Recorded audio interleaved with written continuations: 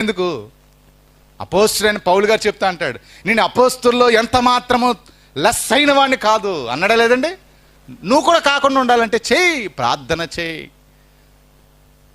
ఆయనకి ఏంటంటే నీ సామర్థ్యాన్ని తెలియచేయి. ప్రభువా నాకు ఇది ఇస్తే నేను దుర్వినియోగం చేయనన్న నమ్మకాన్ని ఆయనకి పుట్టించు. ఇది ఇస్తే దీనికి నేను అర్హుణ్ణి అని నువ్వు దాన్ని నిరూపించుకుంటే దేవుడు ఏదైనా చేస్తాడండి. దేవుని స్తోత్రం, హల్లెలూయా. ఎలీషా నిరూపించుకోగలిగాడు ఏలి ఎదుట.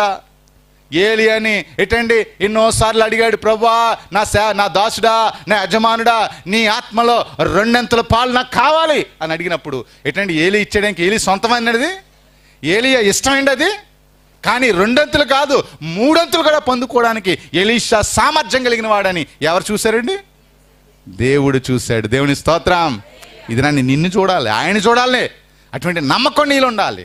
అటువంటి కష్ట పరిస్థితుల్లో కూడా దేవుని స్తుతించే గుణం నీకు ఉండాలి. యేసేపు లాంటి నీ విశ్వాసాన్ని చెదరగొట్టుకుని నీ పనికిమాలిన మాటలు వాళ్ళు ఏం మాట్లాడుతున్నా, రండి నువ్వు కూడా అప్పులు చేసి బతుకుతుంది కానీ, మేము కూడా అప్పులు చేసి రెంట కడుతున్నాం. పిచ్చివాడా, నీకు అసమర్థుడివై నువ్వు కడుతున్నావు.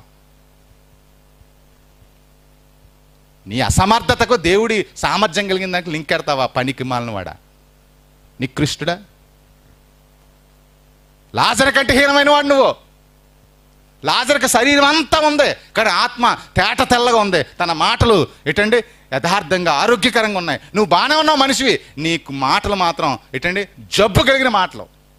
రాహేలు కళ్ళట లే కళ్ళు ఎలాంటిట జబ్బే లేదు కానీ తన జబ్బున్న కళ్ళులాగా ఉంటాయట.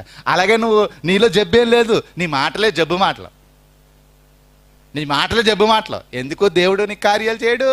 ఎందుకో దేవుడు నీకు ఇంకా మొత్తుతున్నాడు? మేకును కొట్టినట్లుగా ఇంకా నిన్ను ఎందుకు టపా కొడుతున్నాడు? దిగుతలేదు. నీకు మాలినవాడు. ఇది నన్ను మార్చుకో, నీ జీవితాన్ని మార్చుకో. అంత సులువు కాదు దేవుని యొక్క విలువను సంపాదించడానికి. ఏది నిజంగా ఎంత అద్భుతమైన మాటలు చూడండి. దేవుడు ఇస్తానన్నప్పుడు తప్పనిసరిగా ఇస్తాడు.